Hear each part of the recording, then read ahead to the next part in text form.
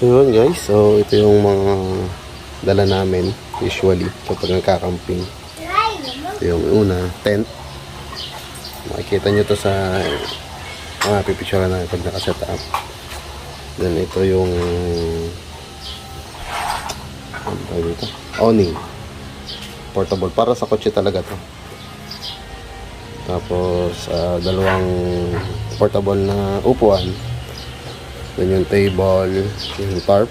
Tapos ito is portable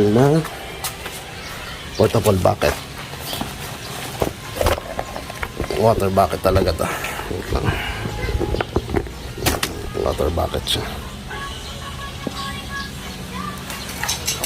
Then of course nalagyan ng tubig.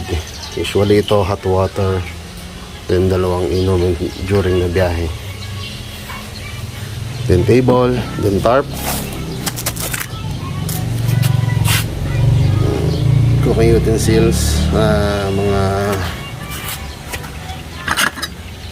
ano to, pang camping na lutuan. Para portable din.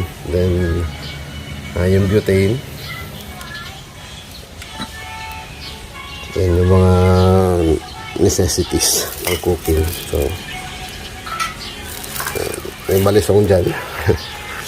Yung pinaka-kutsilyo ko.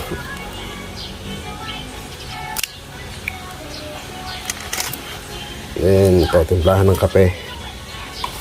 And portable inverter para just in case kailangan ng 220 na supply sa sasakyan.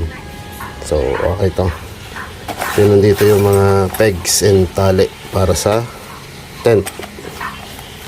Then of course yung tong para pag nag-iihaw o nagpiprito. Then go bag. Ay. Galing to kay Mrs. Sa company ni Mrs. So ang laman nito, mga necessities, mga gamot, mga toiletries, ganun. Kasi ito yung pinaka portable faucet namin para may pressurized water. So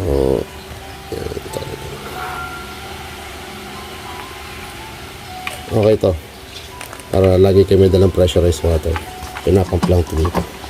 Ganyan lang. So yun. So syempre kailangan may mga foam. Hindi ko na isinama. Tsaka syempre pagkain, especially yung kasama kayong bata. Ayun lang. Thank you.